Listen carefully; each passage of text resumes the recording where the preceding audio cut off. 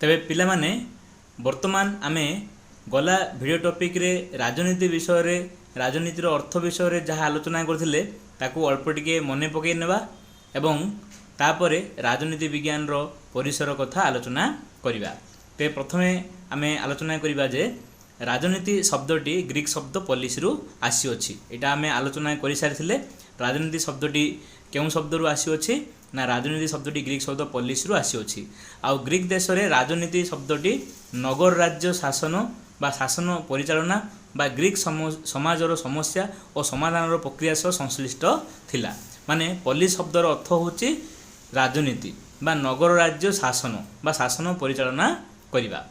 परवर्ती काल रे राजनीति शब्दर अर्थ रे व्यापक परिवर्तन आसिला और एहाको राजनैतिक क्रियाकलाप अथवा प्रक्रिया अर्थ रे व्यवहार करागला। परवर्ती समय जेतेबेले राजनीति विज्ञान बा राजनीति शास्त्र व्यापक होबारे लागिला सेतेबेले राजनीति बा पॉलिस रो अर्थ नगर राज्य शासन होई रहिला नाही। अन्य केतेक राजनीति को प्रयोगात्मक राजनीति अर्थ रे प्रकाश कले। माने राजनीति को आमे विभिन्न क्षेत्र रे प्रयोग करि परिबा बोली मध्य किछि राजनीतिज्ञ प्रकाश करथिले। राजनीति को मध्य व्यवहारिक राजनीतिर आख्या दियागला। राजनीति मुख्यतः एक सामाजिक प्रक्रिया जहाँ द्वारा समाजर वाद विवादर समाधान करा जाई निष्पत्ति मान ग्रहण करा जाए। ता परवर्ती समय रे राजनीति को आम समाज रे राष्ट्र रे सरकार मध्य उपजुवा विभिन्न समस्यार समाधान करी निष्पत्ति नेबा पई ग्रहण करागला। मात्र सार फ्रेडरिक पलक एठारे पिला माने मन रख सार फ्रेडरिक पलक तांको रचित पुस्तक राजनीति विज्ञान इतिहासर परिचय। सार फ्रेडरिक पलक गोटे पुस्तक लिखिथिले। से पुस्तकर ना होछि राजनीति विज्ञान इतिहासर परिचय। सेठारे राजनीति को से दुई भाग में विभक्त करिसंती। एक होछि आमर तात्विक राजनीति, दुई रे आमर प्रयोगात्मक राजनीति। सार फ्रेडरिक पलक राजनीति शास्त्र को दुई भाग करथिले। गोटे होछि तात्विक राजनीति। तात्विक राजनीति माने केवल थियोरिटिकली हिसाब रे थियोरी कथा कुहा हिसाब रे जो राजनीति करा जाए ताको तात्विक राजनीति कुहा जाए। आ गोटे रहिला आमर प्रयोगात्मक राजनीति जोड़ा को आमे एप्लाइड पॉलिटिक्स बोली कुहा जाए, जहाँ कि आमर विभिन्न समस्या पई आमे ताको एप्लाई करि थाउ एवं समस्यार समाधान बाहर करी निष्पत्ति मान नेउ थाउ। एवं सार फ्रेडरिक पलक तांको पुस्तक रे एई तात्विक राजनीति आ प्रयोगात्मक राजनीतिर पार्थक्य मध्य दर्शाइछंती। ताहा हम बर्तमान आलोचना करिबा जे तात्विक राजनीति राष्ट्र विषय रे विभिन्न तात्विक ज्ञान प्रदान करे। माने जदि आमे तात्विक राजनीति विषय पढ़िबा तेबे आमे राष्ट्र विषय रे केवल पढ़िबा। द्वितीय रे प्रयोगात्मक राजनीति रे कोन हबो ना प्रयोगात्मक राजनीति राष्ट्र गठन प्रणाली संबंध रे ज्ञान प्रदान करे। माने आर बुझिबार अर्थ होला जे तात्विक राजनीति रे आमे केवल थियोरी भाव रे पढ़िबा जे राष्ट्र कोन, राष्ट्र काहाको नै, राष्ट्र कोन कोन उपादान ए सब अछि। किंतु प्रयोगात्मक राजनीति कौन करे, राष्ट्र किभली गठित होईची, तार केते लोक संख्या रहिबा आवश्यक, तार उपादान गुड़िक किभली भाव में निर्णय करा जाए ए संबंध रे से ज्ञान प्रदान करे। द्वितीय रे हमर तात्विक राजनीति सरकार और शासन तत्व विषय रे आलोचना करिथाय। किंतु प्रयोगात्मक राजनीति शासन प्रणाली और सरकार को कार्यावली संक्रांत रे वास्तव आलोचना करे। वास्तव में यह किभली भाव में राजनीति कार्यकारी करुच्ची सरकार क्षेत्र में राष्ट्र क्षेत्र में ताहा प्रयोगात्मक राजनीति द्वारा संग्रह कराई थाए।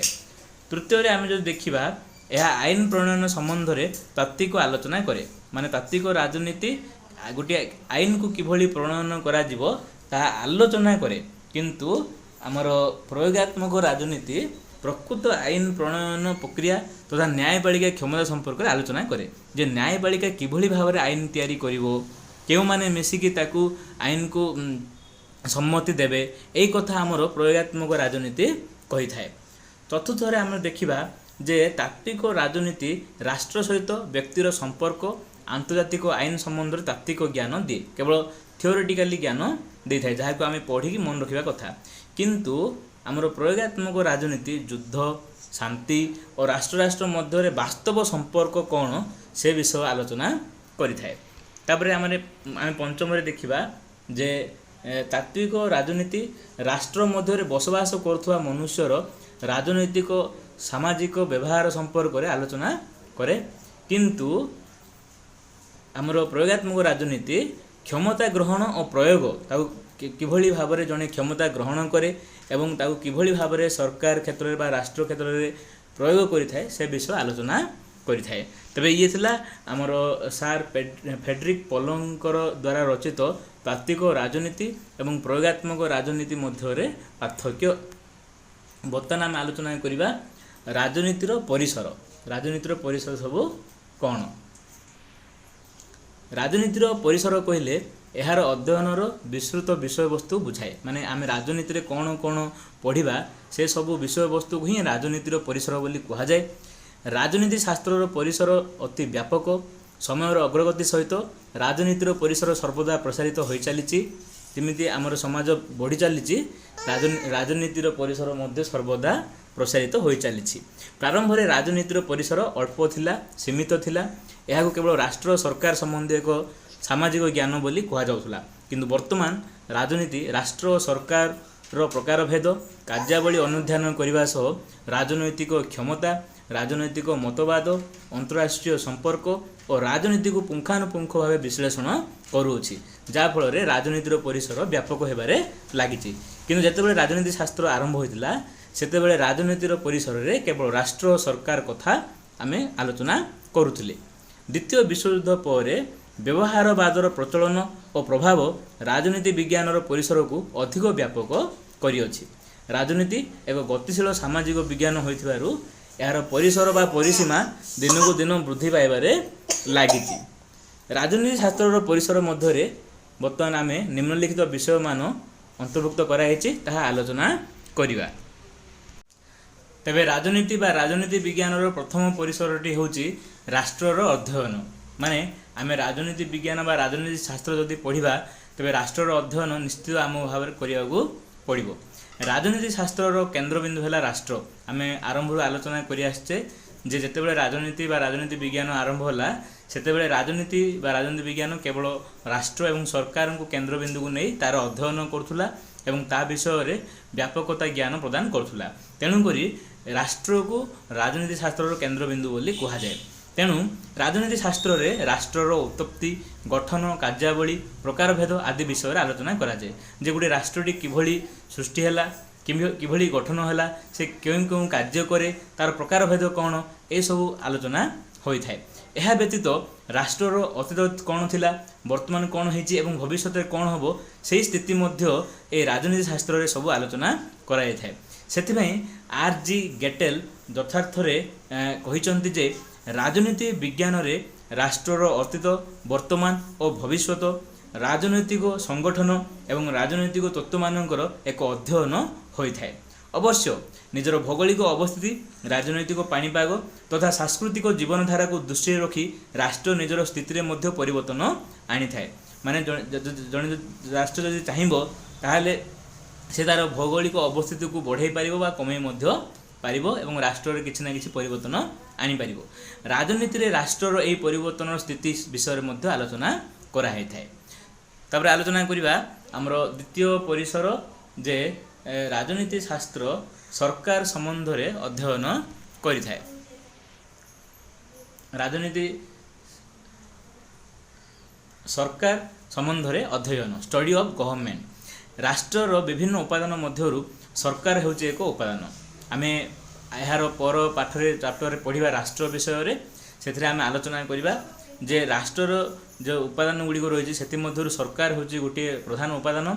यह राष्ट्रर परिचालना अथवा शासनतांत्रिक संस्था अटे। सरकार हूँ गोटे राष्ट्र को परिचालना करिवार शासन तंत्र। यह राष्ट्रर मस्तिष्क बोली कहुए। सरकार को राष्ट्रर मस्तिष्क कहुए। राष्ट्र एक काल्पनिक संस्था, अदृश्य, अवास्तव। माने राष्ट्र एमती गोटे अच्छी बोली कल्पना कराई किए देखिपारती ना, अवास्तव मध्य अटे। कारण राष्ट्रर विलोप हो एवं चाहे से सृष्टि अधिक कर। अपर पक्ष सरकार दृश्यमान। सरकार आम क्या कहवा जिते आम भोट दे आमर प्रतिनिधि मान को बाछुचे से लोक मान ही आम सरकार कहूचे से आमको शासन करती। तेणुक सरकार आमको दृश्यमान हुए, वास्तव एवं शासन संस्था बोली कहुए। सरकार माध्यम राष्ट्र लक्ष्य और उद्देश्य साधित होता है। आम जो प्रतिनिधि मान को भोट दे सरकार बाछुचे ସେମାନେ ହିଁ ଆମର ଲକ୍ଷ୍ୟ ଆଉ ଉଦ୍ଦେଶ୍ୟ ବା ରାଷ୍ଟ୍ରର ଲକ୍ଷ୍ୟ ଆଉ ଉଦ୍ଦେଶ୍ୟ କ'ଣ ତାହା ସାଧିତ କରିଥାନ୍ତି। ସୁତରାଂ ରାଜନୀତି ଶାସ୍ତ୍ର ମଧ୍ୟ ସରକାର ସମ୍ବନ୍ଧରେ ଆଲୋଚନା କରିଥାଏ। ଏହା ସରକାରର ବିଭିନ୍ନ ବିଭାଗର ଗଠନ, ସରକାର ଯେଉଁ ରହିଛି ଆମର ସରକାରର ବିଭିନ୍ନ ବିଭାଗ ଯେଉଁ ରହିଛି ସେ ବିଭିନ୍ନ ବିଭାଗର ଗଠନ କେମିତି ହେଇଛି, ତାର କାର୍ଯ୍ୟାବଳୀ କ'ଣ ଏବଂ କେତେ ପ୍ରକାରର ଅଟେ ସେ ବିଷୟ ମଧ୍ୟ ଅଧ୍ୟୟନ କରିଥାଏ। ଏହା ବ୍ୟତୀତ ରାଜନୀତି ଶାସ୍ତ୍ର ସରକାରଙ୍କର ଆଇନ ପ୍ରଣୟନ, ଆଇନକୁ କାର୍ଯ୍ୟକାରୀ କରିବା ଓ ଶାସନ ପରିଚାଳନା କାର୍ଯ୍ୟର ବିଭିନ୍ନ ଅଙ୍ଗ ବିଷୟରେ ମଧ୍ୟ ଅନୁଧ୍ୟାନ କରିଥାଏ। ତେଣୁକରି ସରକାର ସମ୍ବନ୍ଧରେ ଅଧ୍ୟୟନ ରାଜନୀତି ଶାସ୍ତ୍ର ବା ରାଜନୀତି ବିଜ୍ଞାନର ଗୋଟିଏ ପରିସର ମଧ୍ୟରେ ଅନ୍ତର୍ଭୁକ୍ତ ଅଟେ। ତୃତୀୟ ପରିସରଟି ହେଲା ଆମର ବ୍ୟକ୍ତି ଓ ରାଷ୍ଟ୍ର ମଧ୍ୟରେ ସମ୍ପର୍କ। ରାଜନୀତି ଶାସ୍ତ୍ର ବ୍ୟକ୍ତି ଓ ରାଷ୍ଟ୍ର ସମ୍ପର୍କ ବିଷୟରେ ଅଧ୍ୟୟନ କରେ। ଏହା ଆମେ ପୂର୍ବରୁ ମଧ୍ୟ ଆଲୋଚନା କରି ଆସୁଅଛେ। ବ୍ୟକ୍ତି ଓ ରାଷ୍ଟ୍ର ପରସ୍ପର ଅଙ୍ଗାଙ୍ଗୀ ଭାବେ ଜଡ଼ିତ, ମାନେ ବ୍ୟକ୍ତି ମାନେ ହିଁ ରାଷ୍ଟ୍ରକୁ ସୃଷ୍ଟି କରିଛନ୍ତି ଆଉ ରାଷ୍ଟ୍ର ହିଁ ବ୍ୟକ୍ତିମାନଙ୍କର ସେହି ଲକ୍ଷ୍ୟ ପୂରଣ କରିଥାଏ। ତେଣୁ ବ୍ୟକ୍ତି ଓ ରାଷ୍ଟ୍ର ପରସ୍ପର ଅଙ୍ଗାଙ୍ଗୀ ଭାବେ ଜଡ଼ିତ। ବ୍ୟକ୍ତି ବିନା ରାଷ୍ଟ୍ର ଗଠନ ଅସମ୍ଭବ। ଆଉ ବ୍ୟକ୍ତି ନିଜର ସୁରକ୍ଷା ଓ ଅନ୍ତର୍ନିହିତ ଗୁଣର ବିକାଶ ପାଇଁ ରାଷ୍ଟ୍ର ଉପରେ ନିର୍ଭର କରିଥାଏ। ବ୍ୟକ୍ତି ହିଁ ରାଷ୍ଟ୍ରକୁ ସୃଷ୍ଟି କରିଥାଏ, କାରଣ ବ୍ୟକ୍ତିର କିଛି ଅନ୍ତର୍ନିହିତ ଗୁଣ ଆଉ ସୁରକ୍ଷା ବ୍ୟବସ୍ଥା ଥାଏ ଯାହା ରାଷ୍ଟ୍ର ତାକୁ ପ୍ରଦାନ କରିଥାଏ। ବ୍ୟକ୍ତିର ଅଧିକାର ସ୍ୱତନ୍ତ୍ରତା ରାଷ୍ଟ୍ରୀୟ କ୍ଷମତା ଓ ନିୟନ୍ତ୍ରଣ ଉପରେ ନିର୍ଭର କରେ। ଆଉ ବ୍ୟକ୍ତିର ଅଧିକାର କ'ଣ, ସ୍ୱତନ୍ତ୍ରତା କ'ଣ ରହିବ, ସେସବୁ ରାଷ୍ଟ୍ର ନିୟନ୍ତ୍ରଣ କରିଥାଏ। ତେଣୁ ବ୍ୟକ୍ତିର ଅଧିକାର ଓ ସ୍ୱତନ୍ତ୍ରତା ଉପରେ ରାଷ୍ଟ୍ରୀୟ ନିୟନ୍ତ୍ରଣ କିଭଳି ହେବା ଉଚିତ ତାହା ରାଜନୀତି ଶାସ୍ତ୍ରରେ ଆଲୋଚନା କରାଯାଇଥାଏ। ଯେଉଁଠାରେ ରାଷ୍ଟ୍ରୀୟ ନିୟନ୍ତ୍ରଣ ଅତ୍ୟଧିକ ହୋଇଥାଏ ସେଠାରେ ବ୍ୟକ୍ତି ସ୍ୱତନ୍ତ୍ରତା ଅଧିକ ଲୋପ ପାଇଥାଏ। ଯେଉଁଠାରେ ଗୋଟିଏ ରାଷ୍ଟ୍ର ବ୍ୟକ୍ତିମାନଙ୍କୁ ଅତ୍ୟଧିକ ନିୟନ୍ତ୍ରଣ କରୁଥାଏ, ବ୍ୟକ୍ତିମାନଙ୍କୁ ଅତ୍ୟଧିକ ଆଇନ କାନୁନ ମାନିବାକୁ ପଡ଼ିଥାଏ, ସେହିଠାରେ ବ୍ୟକ୍ତିମାନଙ୍କର ସ୍ୱତନ୍ତ୍ରତା ଆଉ ଅଧିକାର ଲୋପ ପାଇଥାଏ। ଅପରପକ୍ଷରେ ରାଷ୍ଟ୍ରୀୟ କ୍ଷମତା ସଂକୁଚିତ ହେଲେ ବ୍ୟକ୍ତି ସ୍ୱତନ୍ତ୍ରତା ଓ ଅଧିକାର ବୃଦ୍ଧି ପାଇଥାଏ। ରାଷ୍ଟ୍ରୀୟ କ୍ଷମତା ଓ ବ୍ୟକ୍ତି ସ୍ୱତନ୍ତ୍ରତା ଏବଂ ଅଧିକାର ମଧ୍ୟରେ ଉପଯୁକ୍ତ ସମନ୍ୱୟ ସ୍ଥାପନ କରିବା ରାଜନୀତି ଶାସ୍ତ୍ରର ଲକ୍ଷ୍ୟ ଅଟେ। ତେଣୁ ରାଜନୀତି ଶାସ୍ତ୍ର ବା ରାଜନୀତି ବିଜ୍ଞାନରେ ରାଷ୍ଟ୍ର ବ୍ୟକ୍ତି ମଧ୍ୟରେ ଅଧ୍ୟୟନ ହେଉଛି ଏକ ପରିସରର ଅନ୍ତର୍ଭୁକ୍ତ ଏବଂ ଏହାକୁ ଅଧ୍ୟୟନ କରିବାର ଆବଶ୍ୟକତା ରହିଛି। ବର୍ତ୍ତମାନ ଆମେ ଆଲୋଚନା କରିବା 4 ନମ୍ବର ପରିସର ବିଷୟରେ। 4 ନମ୍ବର ପରିସରଟି ହେଲା ଆମର ରାଜନୈତିକ ଅନୁଷ୍ଠାନ ଓ ସମ୍ବିଧାନ। ରାଷ୍ଟ୍ର ବ୍ୟତୀତ ରାଜନୀତି ବିଭିନ୍ନ ରାଜନୈତିକ ଅନୁଷ୍ଠାନ ମାନଙ୍କର ପ୍ରକୃତି, ଗଠନ ଓ କାର୍ଯ୍ୟ ବିଷୟରେ ଆଲୋଚନା କରିଥାଏ। ରାଷ୍ଟ୍ର ବ୍ୟତୀତ ଆମର ଯେଉଁ ରାଜନୀତି ବିଜ୍ଞାନ ବା ରାଜନୀତି ଶାସ୍ତ୍ର ରହିଛି ତାହା ରାଜନୈତିକ ଅନୁଷ୍ଠାନ ମାନଙ୍କର ଯେଉଁ ରାଜନୈତିକ ଅନୁଷ୍ଠାନ ଯେଉଁ ସୃଷ୍ଟି ହେଇଛି ସବୁ ଯେଉଁ ଆମର ସରକାରଙ୍କର 3ଟି ଅଙ୍ଗ ଅଛି, ଯେମିତି ବ୍ୟବସ୍ଥାପିକା, କାର୍ଯ୍ୟପାଳିକା, ନ୍ୟାୟପାଳିକା, ତାହା କିଭଳି ସୃଷ୍ଟି ହେଇଛି, ତାର ପ୍ରକୃତି କ'ଣ ହେବ, ତାର କାର୍ଯ୍ୟ କ'ଣ ହେବ, ଏ ବିଷୟରେ ଆଲୋଚନା କରିଥାଏ। ସଂସଦ, ନ୍ୟାୟପାଳିକା, ସ୍ଥାନୀୟ ସ୍ୱାୟତ୍ତ ଶାସନ ସଂସ୍ଥା, ରାଜନୈତିକ ଦଳ ପରି ବିଭିନ୍ନ ଅନୁଷ୍ଠାନ ରାଜନୀତି ବିଜ୍ଞାନର ବିଷୟବସ୍ତୁ ମଧ୍ୟରେ ଆସୁଛନ୍ତି। ରାଜନୀତି ଅନୁଷ୍ଠାନ ବ୍ୟତୀତ ସମ୍ବିଧାନ ମଧ୍ୟ ରାଜନୀତି ଅଧ୍ୟୟନର ବିଷୟବସ୍ତୁ। ମାନେ ଆମେ ଯଦି ରାଜନୀତି ପଢ଼ିବା ସେଥିମଧ୍ୟରେ ସମ୍ବିଧାନ କ'ଣ ଏବଂ ରାଜନୈତିକ ସଂସ୍ଥା ଗୁଡ଼ିକ କ'ଣ ସେ ବିଷୟରେ ମଧ୍ୟ ଆମେ ପଢ଼ିବାକୁ ହୋଇଥାଏ। ଦେଶ ଶାସନ ପାଇଁ ସମ୍ବିଧାନ ଅପରିହାର୍ଯ୍ୟ। ମାନେ ଦେଶକୁ ଶାସନ କରିବା ନିମନ୍ତେ ଗୋଟିଏ ଆଇନ କାନୁନ ଲେଖାଯାଇଥିବା ବହି ଯାହାକୁ ଆମେ ସମ୍ବିଧାନ ବୋଲି କହୁ ତାହା ନିହାତି ଭାବରେ ଆବଶ୍ୟକ। ଦେଶ ଶାସନ ପାଇଁ ଉଦ୍ଦିଷ୍ଟ ମୌଳିକ ଆଇନ ସମ୍ବନ୍ଧରେ ତାହା ସେଠାରେ ସନ୍ନିବେଶିତ ହୋଇଥାଏ। ରାଜନୀତି ଶାସ୍ତ୍ର ବିଭିନ୍ନ ଦେଶର ସମ୍ବିଧାନର ରୂପରେଖ, ପ୍ରକୃତି ଓ କାର୍ଯ୍ୟଧାରା ସମ୍ପର୍କରେ ଆଲୋଚନା କରେ। ତେଣୁକରି ଆମର ରାଜନୀତି ଶାସ୍ତ୍ର ବା ରାଜନୀତି ବିଜ୍ଞାନରେ ଆମେ ରାଜନୈତିକ ଅନୁଷ୍ଠାନ ଆଉ ସମ୍ବିଧାନକୁ ଅଧ୍ୟୟନ କରିବାକୁ ହୋଇଥାଏ। ତେଣୁକରି ଏହା ମଧ୍ୟ ଗୋଟିଏ ପରିସରଭୁକ୍ତ ଅଟେ। ତାପରେ ଆମର ପଞ୍ଚମ ପରିସରରେ ଆଲୋଚନା କରିବା ଲୋକ ପ୍ରଶାସନ, ପବ୍ଲିକ୍ ଆଡମିନିଷ୍ଟ୍ରେସନ। ଲୋକ ପ୍ରଶାସନ ବା ସାଧାରଣ ପ୍ରଶାସନ ରାଜନୀତି ଶାସ୍ତ୍ରର ଏକ ପ୍ରଧାନ ଅଂଶ। ଆଧୁନିକ ଜନମଙ୍ଗଳ ରାଷ୍ଟ୍ରରେ ଲୋକ ପ୍ରଶାସନର ଭୂମିକା ଅତ୍ୟନ୍ତ ଗୁରୁତ୍ୱପୂର୍ଣ୍ଣ। ଆମେ ଆଗରୁ ଜାଣିଛେ ଯେ ଯେହେତୁ ଲୋକମାନେ ହିଁ ନିଜର ପ୍ରତିନିଧିମାନଙ୍କୁ ଭୋଟ ଦେଇ ସରକାର ରୂପେ ବାଛନ୍ତି ଏବଂ ସେଇମାନେ ହିଁ ଲୋକମାନଙ୍କୁ ଶାସନ କରନ୍ତି। ତେଣୁକରି ଗୋଟିଏ ଜନମଙ୍ଗଳ ରାଷ୍ଟ୍ରରେ ଲୋକ ପ୍ରଶାସନ ବା ଲୋକମାନଙ୍କର କାର୍ଯ୍ୟକାରିତାକୁ ଠିକ୍ ଭାବରେ ବୁଝିବା ନିମନ୍ତେ ଗୋଟିଏ ପ୍ରଶାସନର ଆବଶ୍ୟକତା ରହିଛି ଏବଂ ତାର ଭୂମିକା ମଧ୍ୟ ଗୁରୁତ୍ୱପୂର୍ଣ୍ଣ ରହିଛି। ସରକାରଙ୍କ ସଫଳତା ଅଧିକାଂଶରେ ଲୋକ ପ୍ରଶାସନର ଦକ୍ଷତା ଓ ପାରଙ୍ଗମତା ଉପରେ ନିର୍ଭର କରେ। ଆଉ ସରକାର ଯେଉଁ ସବୁ ନୀତି ନିୟମ ବାହାର କରନ୍ତି, ଯେଉଁ ସବୁ ଯୋଜନା କରନ୍ତି, ତାହା କାହା ଦ୍ୱାରା ହୁଏ ନା ଲୋକ ପ୍ରଶାସନ ମାଧ୍ୟମରେ ହୋଇଥାଏ। ଆଉ ଯଦି ଲୋକ ପ୍ରଶାସନ ସେଇ ଯୋଜନା ଏବଂ ନୀତି ନିୟମକୁ ସଠିକ୍ ଭାବରେ ଲୋକମାନଙ୍କ ପାଖରେ ପହଞ୍ଚାଇବ ତାହେଲେ ସେଇ ପ୍ରଶାସନର ସେ ଲୋକ ପ୍ରଶାସନର ଦକ୍ଷତା ଓ ପାରଙ୍ଗମତା ଭଲ ବୋଲି ଆମେ କହିପାରିବା। ସରକାରୀ ନୀତି ନିୟମକୁ କାର୍ଯ୍ୟକାରୀ କରିବା ଦାୟିତ୍ୱ ସାଧାରଣ ପ୍ରଶାସନ ବହନ କରିଥାଏ। ସରକାରର ବିଭିନ୍ନ କାର୍ଯ୍ୟକାରୀ ସଂସ୍ଥାର ଗଠନ ଓ ପରିଚାଳନା ସହିତ ସାଧାରଣ ପ୍ରଶାସନ ସଂଶ୍ଳିଷ୍ଟ। ମାନେ ସରକାରର ଯେଉଁ ବିଭିନ୍ନ କାର୍ଯ୍ୟକାର ଅଛି ଲୋକମାନଙ୍କ ପାଇଁ ବିଭିନ୍ନ କାର୍ଯ୍ୟକାରୀ ସଂସ୍ଥା ଅଛି, ବିଭିନ୍ନ ଯେଉଁ ବିଭାଗ ଅଛି, ଶିକ୍ଷା ବିଭାଗ, ଜଙ୍ଗଲ ବିଭାଗ, ପାନୀୟ ଜଳ ବିଭାଗ, ଏସବୁ ବିଭାଗର କାର୍ଯ୍ୟକାରିତା ଏବଂ କିଭଳି ତାହା ପରିଚାଳନା କରାଯିବ ତାହା ଆମର ସାଧାରଣ ପ୍ରଶାସନ ସହିତ ସଂଯୁକ୍ତ ଅଟେ। ଏହା ମଧ୍ୟ ସରକାରୀ କର୍ମଚାରୀଙ୍କ ନିଯୁକ୍ତି, ବଦଳି, ପଦୋନ୍ନତି, ପ୍ରଶିକ୍ଷଣ, ନିୟନ୍ତ୍ରଣ, ସମନ୍ୱୟ, ଲୋକସମ୍ପର୍କ ଓ ପରିଚାଳନାର ଦାୟିତ୍ୱ ବହନ କରେ ଏବଂ ଏହି ଲୋକ ପ୍ରଶାସନ ହିଁ ଲୋକମାନଙ୍କୁ ଚାକିରି ଦେଇଥାଏ ଏବଂ ସେମାନଙ୍କର ବଦଳି କରିଥାଏ, ଟ୍ରାନ୍ସଫର କରିଥାଏ, ପ୍ରମୋସନ୍ କରିଥାଏ। ତା ସହିତ ଲୋକମାନଙ୍କ ସହିତ କିଭଳି ସମ୍ପର୍କ ସଠିକ୍ ଭାବରେ ସରକାରଙ୍କ ସହିତ ରହିବ ସେହି ଦାୟିତ୍ୱ ବହନ କରେ। ଏହା ମଧ୍ୟ ଆର୍ଥିକ ଶାସନ ଓ ସ୍ୱାୟତ୍ତ ଶାସନ ସହିତ ସମ୍ପୃକ୍ତ ଅଟେ। ରାଜନୀତି ଶାସ୍ତ୍ର ଲୋକ ପ୍ରଶାସନର ଭୂମିକା ଓ କାର୍ଯ୍ୟ ଓ ପ୍ରକୃତି ବିଷୟରେ ଅଧ୍ୟୟନ କରିଥାଏ। ଯେହେତୁ ଲୋକ ପ୍ରଶାସନ ଆଧୁନିକ ଜନମଙ୍ଗଳ ରାଷ୍ଟ୍ରର ଏକ ଗୁରୁତ୍ୱପୂର୍ଣ୍ଣ ଅଙ୍ଗ ହୋଇଛି, ତେଣୁକରି ଆମେ ରାଜନୀତି ଶାସ୍ତ୍ର ବା ରାଜନୀତି ବିଜ୍ଞାନ ଯଦି ଅଧ୍ୟୟନ କରିବା ତାର ପରିସର ମଧ୍ୟରେ ଏହି ଲୋକ ପ୍ରଶାସନ ବା ପବ୍ଲିକ୍ ଆଡମିନିଷ୍ଟ୍ରେସନକୁ ମଧ୍ୟ ଆମକୁ ପଢ଼ିବାକୁ ହୋଇଥାଏ। ତେଣୁକରି ଲୋକ ପ୍ରଶାସନ ହେଉଛି ରାଜନୀତି ଶାସ୍ତ୍ର ବା ରାଜନୀତି ବିଜ୍ଞାନର ଗୋଟିଏ ପରିସର ଅନ୍ତର୍ଭୁକ୍ତ। ତାପରେ ଆମେ ଆଲୋଚନା କରିବା ଷଷ୍ଠ ପରିସର ଯେ ଆନ୍ତର୍ଜାତିକ ଆଇନ, ଆନ୍ତର୍ଜାତିକ ଅନୁଷ୍ଠାନ, ଆନ୍ତର୍ଜାତିକ ସମ୍ପର୍କ।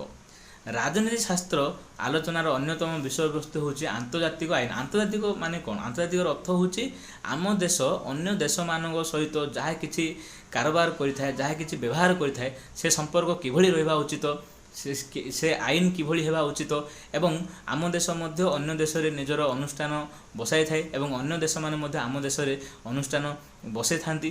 ସେତେବେଳେ ସେସବୁ କିଭଳି ହେବା ଉଚିତ ତାହା ଆମର ରାଜନୀତି ଶାସ୍ତ୍ରରେ ପୁଙ୍ଖାନୁପୁଙ୍ଖ ଭାବେ ଆଲୋଚନା କରାଯାଏ। ରାଷ୍ଟ୍ର ରାଷ୍ଟ୍ର ମଧ୍ୟରେ ସହଯୋଗ, ସଦିଚ୍ଛା ଓ ବନ୍ଧୁତା ସ୍ଥାପନ କରି ସେମାନଙ୍କୁ ଆଇନ ପରିସର ମଧ୍ୟରେ ରଖିବା ଉଦ୍ଦେଶ୍ୟରେ ଆନ୍ତର୍ଜାତିକ ଆଇନର ଗୁରୁତ୍ୱପୂର୍ଣ୍ଣ ଭୂମିକା ଥାଏ। ଆମ ଯେଉଁ ରାଷ୍ଟ୍ର ଆଉ ପଡ଼ୋଶୀ ଗୋଟିଏ ଦେଶ ଆଉ ଅନ୍ୟ ଦେଶ ମଧ୍ୟରେ ଯେଉଁ ସମ୍ପର୍କ ସୃଷ୍ଟି ହେଉଛି ସେ ସମ୍ପର୍କ ଆଇନ ସମ୍ମତ ହେବା ଉଚିତ। ଯଦି ଆଇନ ସମ୍ମତ ନ ହୁଏ ତାହେଲେ ଦୁଇ ଦେଶ ମଧ୍ୟରେ ବେଳେବେଳେ ଯୁଦ୍ଧ ମଧ୍ୟ ସୃଷ୍ଟି ହେବ ଏବଂ ଖରାପ ସମ୍ପର୍କ ସୃଷ୍ଟି ହେବ। ତେଣୁକରି ଆଇନ ଅନୁଯାୟୀ ରାଷ୍ଟ୍ର ରାଷ୍ଟ୍ର ବା ଦେଶ ଦେଶ ମଧ୍ୟରେ ସହଯୋଗ ରହିବା, ବନ୍ଧୁତା ସ୍ଥାପନ କରିବା, ଏହା ହିଁ ଉଦ୍ଦେଶ୍ୟ ରଖି ଆନ୍ତର୍ଜାତିକ ଆଇନ ବା ଇଣ୍ଟରନ୍ୟାସନାଲ ଲ'ର ଆବଶ୍ୟକତା ପଡ଼ିଥାଏ। ଆନ୍ତର୍ଜାତିକ ଆଇନ ରାଷ୍ଟ୍ର ରାଷ୍ଟ୍ର ଓ ଆନ୍ତର୍ଜାତିକ ଅନୁଷ୍ଠାନ ମଧ୍ୟରେ ଉତ୍ତମ ବୁଝାମଣା ଓ ସୁସମ୍ପର୍କ ପ୍ରତିଷ୍ଠା କରିବାରେ ସାହାଯ୍ୟ କରେ। ଦେଶ ଦେଶ ମଧ୍ୟରେ ଯେତେବେଳେ ଯଦି ଆମେ ସମ୍ପର୍କ ସ୍ଥାପନ କରିବାକୁ ଯିବା, ଯଦି କିଛି ନୀତି ନିୟମ ଅନୁସାରେ ଆମେ ସମ୍ପର୍କ ସ୍ଥାପନ କରିବା ତାହେଲେ ଆମେ ଦୁଇ ଦେଶ ମଧ୍ୟରେ ଠିକ୍ ଭାବରେ ସମ୍ପର୍କ ରହିବ। ଯଦି କିଛି ନୀତି ନିୟମ ନ ରଖି ଆମେ ସମ୍ପର୍କ ସୃଷ୍ଟି କରିବା ନିହାତି ଭାବରେ ସେହି ଦୁଇ ଦେଶ ମଧ୍ୟରେ ଆନ୍ତର୍ଜାତିକ କ୍ଷେତ୍ରରେ ଗଣ୍ଡଗୋଳ ମାରପିଟ ସୃଷ୍ଟି ହେବ। ତେଣୁକରି ଦୁଇ ଦେଶ ମଧ୍ୟରେ ସମ୍ପର୍କ ସୃଷ୍ଟି କରିବା ପାଇଁ କିଛି ନିୟମ ଆଇନର ଆବଶ୍ୟକତା ପଡ଼ିଥାଏ, ଯାହାଫଳରେ ଦୁଇ ଦେଶ ମଧ୍ୟରେ ସମ୍ପର୍କ ଭଲ ଭାବରେ ସୃଷ୍ଟି ହୋଇଥାଏ। ଦେଶ ଦେଶ ମଧ୍ୟରେ ସନ୍ଧି, ଚୁକ୍ତି, ରାଜିନାମା ଏବଂ ଆନ୍ତର୍ଜାତିକ ଚଳଣିରୁ ଆନ୍ତର୍ଜାତିକ ଆଇନ ସୃଷ୍ଟି ହୋଇଥାଏ। ଆଉ ଆନ୍ତର୍ଜାତିକ ଆଇନ ସବୁ କିଭଳି ସୃଷ୍ଟି ହୁଏ? ଯେଉଁ ସବୁ ସନ୍ଧି କରାଯାଏ ଯେ ମୁଁ ଯଦି ତୁମ ଦେଶରୁ ଏଇ ଜିନିଷ ଆଣିବି ତମେ ଆମକୁ ଭଲ ଦାମରେ ଦେବ, ଆମେ ମଧ୍ୟ ତୁମେ ଯଦି ସେ ଜିନିଷ ଦରକାର ଆମେ ମଧ୍ୟ ଠିକ୍ ଦାମରେ ଦେବୁ। ଏସବୁ ସନ୍ଧି, ଚୁକ୍ତି, ରାଜିନାମା ସବୁ ହୋଇଥାଏ, ଯାହାଫଳରେ ଏହି ସନ୍ଧି, ଚୁକ୍ତି, ରାଜିନାମାକୁ ନେଇ ହିଁ ଆନ୍ତର୍ଜାତିକ ଆଇନର ସୃଷ୍ଟି ହୋଇଛି। ସେହିପରି ଆନ୍ତର୍ଜାତିକ କ୍ଷେତ୍ରରେ ଶାନ୍ତି, ନିରାପତ୍ତା ରକ୍ଷା, ବାଣିଜ୍ୟ କାରବାର ଓ ବିବାଦର ସମାଧାନ ଉଦ୍ଦେଶ୍ୟରେ ଆନ୍ତର୍ଜାତିକ ଅନୁଷ୍ଠାନମାନ ଗଢ଼ା ହୋଇଛି। ସେଥିମଧ୍ୟରୁ ମିଳିତ ଜାତିସଂଘ ହେଉଛି ଗୋଟିଏ।